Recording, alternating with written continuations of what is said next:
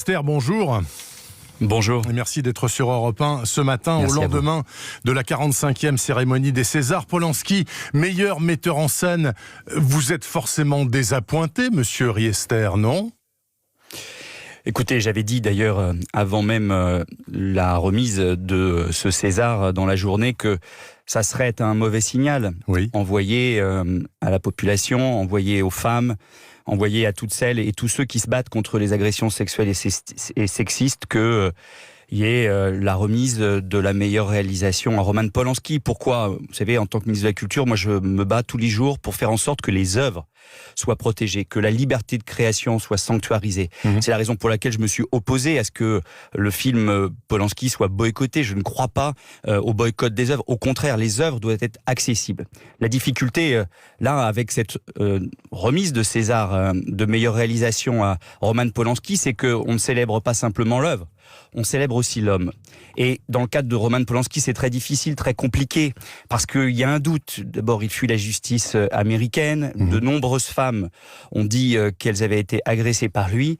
Et donc, célébrer l'homme est un message, est un signal qui est envoyé, il me semble négativement, à un moment où la chape de plomb sur ces agressions sexuelles et sexistes est en train d'exploser dans notre pays. Dans le cinéma, bien sûr. Dans le sport, on l'a vu avec un certain nombre de fédérations sportives qui ont été chamboulées, qui ont été en crise grâce à cette chape de plomb qui est en train d'exploser. Et aussi dans la société. Bernard Poirette. Pourquoi ? Parce qu'il y a un grand nombre de femmes qui ont subi depuis des années ces agressions sexuelles et sexistes et qui continuent d'en subir et qui ne comprennent pas que même si tout le monde reconnaît la qualité artistique, c'est un grand artiste, Roman Polanski, vu le cas et vu le nombre de femmes qui ont dit qu'elles avaient été agressées par lui, qu'il puisse y avoir une forme de célébration aussi de l'homme. Et vous savez, moi j'ai dit à quel point la parole d'Adèle Haenel était importante, de Madame Monnier, de toutes ces femmes qui aujourd'hui ont le courage de dire ce qu'elles ont vécu et que cette parole ne doit pas être vaine. Alors chacun dans sa responsabilité, on doit agir. Chaque citoyen. Moi en tant que ministre de la Culture, j'essaye de mettre en place des politiques pour accompagner davantage de parité dans le cinéma. On a par exemple des bonus donnés aux équipes paritaires qui tournent des films pour accompagner cette nécessaire parité, diversité qu'il doit y avoir aussi dans la réalisation des films. Et puis, je pense que l'Académie des Césars doit se transformer. Ne doit pas oublier que à chaque fois qu'un César est remis, il y a certes la reconnaissance artistique, mais il y a un message aussi qui est envoyé à la société.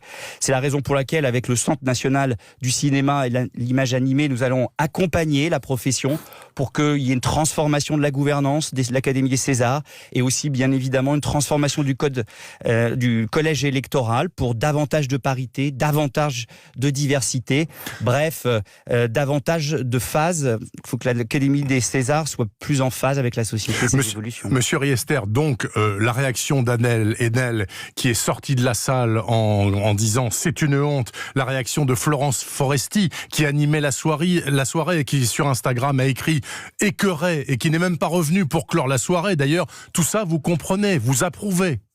Écoutez, je suis pas là, moi, en train de donner des satisfecit, on est bien d'accord.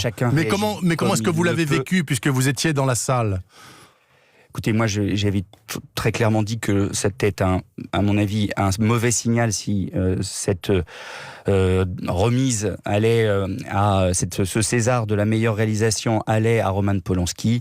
Donc, je peux comprendre qu'une femme qui a été agressée sexuellement, qui a eu le courage de dire ce qu'elle a vécu, ait une réaction d'incompréhension, voire de colère, de voir que l'Académie des Césars valorisait un homme dont l'histoire laisse beaucoup de doutes. Et donc, oui, je peux comprendre de telles réactions. Après, Bernard Poirette, si vous me le permettez, je voulais aussi dire que c'était un élément de la soirée, mais que tout le reste de la soirée, c'était aussi un moment extraordinaire pour mettre à l'honneur le cinéma français, sa diversité, la richesse de ses acteurs, de ses réalisateurs, de toutes celles et ceux qui font le cinéma. On a la chance d'être en France, dans un pays où le cinéma est extraordinaire, qui touche le public par la diversité de ce qu'il est capable de faire, ce cinéma. Et ça, c'était aussi une belle et grande soirée du cinéma français hier.